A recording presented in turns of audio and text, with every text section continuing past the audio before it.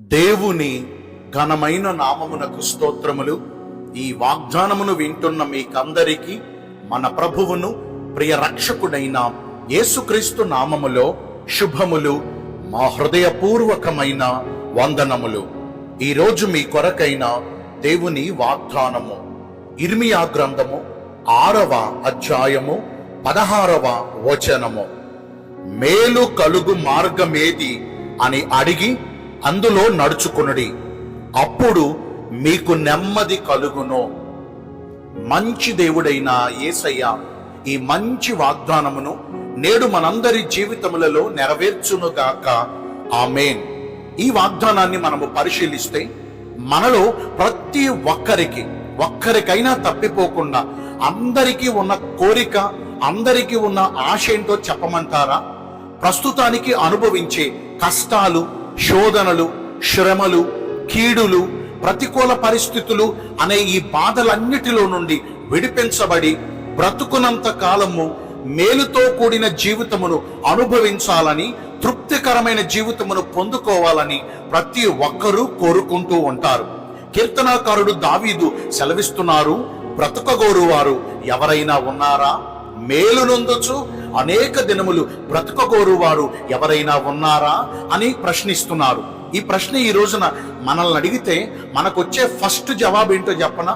మా జీవితాలలో మేలు పొందుచు అనేక సంవత్సరములు మేము బ్రతకాలి, ఈ బాధలతో, ఈ వేదనలతో మేము బ్రతకలేకపోతున్నాము, మా జీవితానికి సమాధానం కావాలి, ప్రశాంతమైన జీవితాన్ని మేము జీవించాలి, మా బ్రతుకు కాలము నెమ్మదితో బ్రతకాలి అనేది ప్రతి ఒక్కరి ఆశ. మనం ఆశించినట్లుగానే ప్రభు సెలవిస్తున్నారు, మేలు కావాలంటే మేలు కలుగు మార్గము ఏది అని అడిగి అందులో నడుచుకోవాలంటండి. అప్పుడు మనకు నెమ్మది కలిగిద్ది, అప్పుడు మనకు మేలు కలుగుతుంది. మరి ఈ రోజున మనము నిత్యము పఠించే, మనము ధ్యానించే ఈ పరిశుద్ధ గ్రంథమైన బైబిల్ని ఒకవేళ మనము మేలు కలగటానికి మాకు మంచి మార్గాలు చూపించండి అని పరిశుద్ధ గ్రంథాన్ని విచారిస్తే పరిశుద్ధ గ్రంథమైన బైబిల్ మనకు కొన్ని మాటలు వివరిస్తుంది. అందులో ప్రాముఖ్యమైనవి మనం తెలుసుకుందాం. ఇంతకీ క్రైస్తవులకు, దేవుని ప్రజలకు మేలు కలగాలంటే మనం ఏం చేయాలంటే, మొట్టమొదటిగా ఆయనతో సహవాసము చేసిన ఎడల మీకు మేలు కలుగుతుంది, మీకు సమాధానము దొరుకుతుంది అని యోబు గ్రంథకర్త సెలవిస్తున్నాడు. ఆయనతో సహవాసం చేయటం అంటే దేవునితో సమయాన్ని వెచ్చించడం.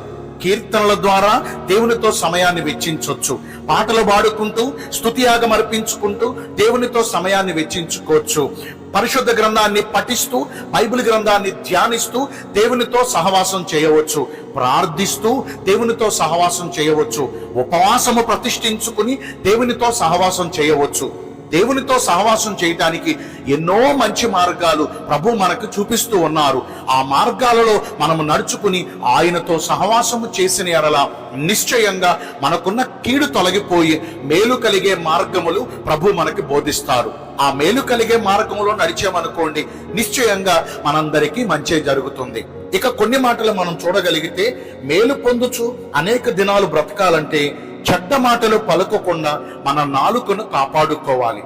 చాలా మంది నోరు తెరిస్తే చెడ్డ మాటలు పలుకుతూ ఉంటారు, అసభ్యకరమైన మాటలు పలుకుతూ ఉంటారు, అసహ్యకరమైన మాటలు పలుకుతూ ఉంటారు.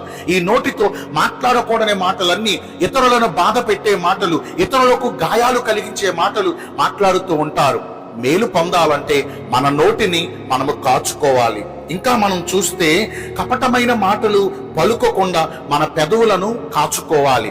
కపటమైన మాటలు అంటే ఇతరులను పాడు చేసే మాటలు, ఇతరుల మీద అసూయతో కూడిన, ఇతరుల జీవితాన్ని పాడు చేసే అబద్ధపు సాక్ష్యాలు. ఒకవేళ మన నోటితో ఇంతకాలము ఇతరులను పాడు చేసే మాటలు చెప్పామేమో, ఇతరులను పాడు చేసే విధంగా మన మాటలు ఉన్నాయేమో, రాంగ్ డైరెక్షన్ లో మనం ఇతరులను నడిపించకూడదండి. మంచి మార్గంలోనే నడిపించాలి, కపటంగా మనం మాట్లాడకూడదు. ఇంకా మనం చూస్తే కీడు చేయటం మాని మేలు చేయాలి. ఇతరులకు మనం ఎప్పుడూ కీడు చేయకూడదు. మనము మేలు పొందాలంటే సాధ్యమైనంత వరకు ఇతరులకు మనం మంచే చేయాలి. ఒకవేళ కీడు చేసామనుకోండి, మనము కీడే పొందుకుంటాము. ఇంకా మనం ఆలోచిస్తే సమాధానాన్ని వెతకి దానిని వెంటాడాలి. శక్యమైతే సమస్త మనుషులతో సమాధానంగా ఉండండి, పోయేదేముందండి, తిరిగి మరలా సమాధానాన్ని పొందుకుంటాం. రోజుకో గొడవ, పూటకొక వైరాగ్యం, పూటకొక వైరం పెంచుకుంటూ వెళ్ళిపోతే మన చుట్టూ అన్ని గొడవలు, కలహాలే పెరుగుతాయి. మనుషులతో సత్సంబంధాలు పెంచుకుందాం. దేవుడు అందరితో సమాధానంగా ఉండమని ఆయన మనకు సూచిస్తూ ఉన్నారు. ఇలా గనక పరిశుద్ధ గ్రంథమైన బైబిల్ ద్వారా ప్రభు మనకు సూచించినట్లుగా మనము ప్రవర్తించగలిగితే నిశ్చయంగా మనకు మేలు కలుగుతుంది, సమాధాన స్థితిని పొందుకుంటాం, ప్రశాంతముగా నెమ్మదిని అనుభవిస్తాం. అలా నడుచుకుందామా? దేవుడి కొద్ది మాటలు మనందరి వినికిడిలో దీవించునుగాక. ఆమేన్. మీ అందరి కొరకు వచ్చిన ప్రార్థన చేస్తానండి.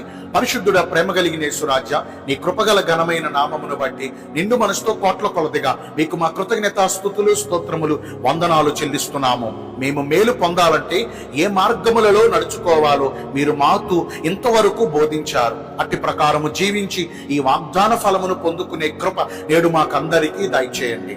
ఈ రోజున ఎందరైతే పుట్టిన రోజులను, వివాహ దినములను, ఇతరమైన శుభకార్యములను జరిగించుకుంటున్నారో వారందరికీ మెండైన దీవెనలు కుమ్మరించమని, మీ రాకడ కొరకు మమ్మల్ని సిద్ధపరచమని యేసుక్రీస్తు ప్రశస్త నామమున ప్రార్థించి వేడుకొనుచున్నాను మా ప్రియ పరలోకపు తండ్రి.